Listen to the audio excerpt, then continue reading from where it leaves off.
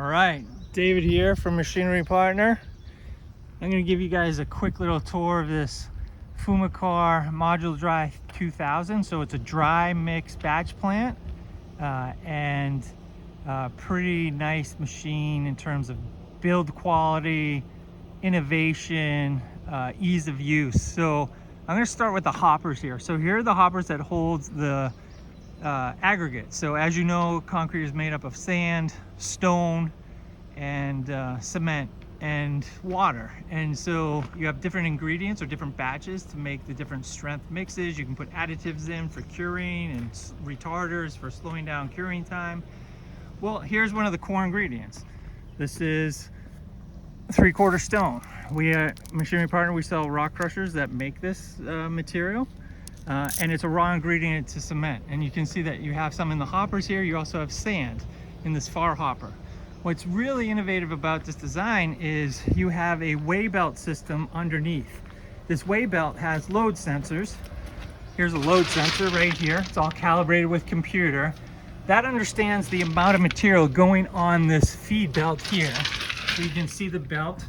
It will go down onto that belt. And these gate valves, here are the gate valves, again controlled by the computer, will open up and let sand or the 3/4 stone drop down onto the weigh belt system. So here you can see the pneumatic actuators that open and close the gate valves. These are all run by a compressor that creates air pressure to power that. Here you can see it over in the side here. It's right here, that's the compressor. And what's cool about this design is you can keep loading these hoppers while material is moving. That's not common on all batch systems. A lot of them you have to shut it down because the weigh scale is on the hopper. The weigh scale, like I just showed you, is on the belt underneath the hopper. So here you can see it again. So you put the right ingredients, the right measure of sand, of stone, onto this belt. It's all controlled by the computer in the batch system. And then in these silos here, you have the cement powder, right? So Portland cement, that's the binder to make concrete. It comes out, it's stored here in these silos. One cool feature about these silos is not a lot of seams. These seams let in moisture, so there's only 2 seams on these 2 silos.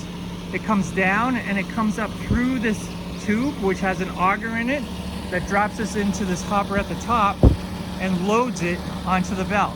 So this is all controlled by the computer in that control cabin over there. And then through the top is water being shot down into the truck.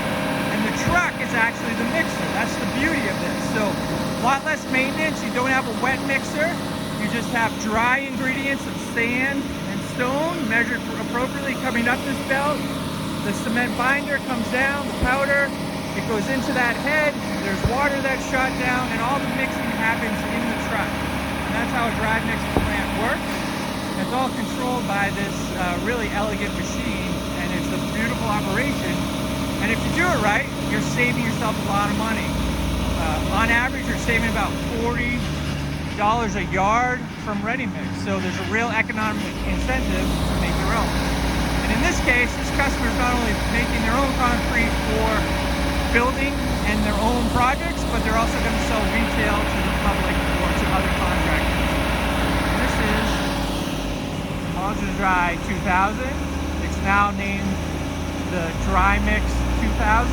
You can see it on the Machinery Partner website.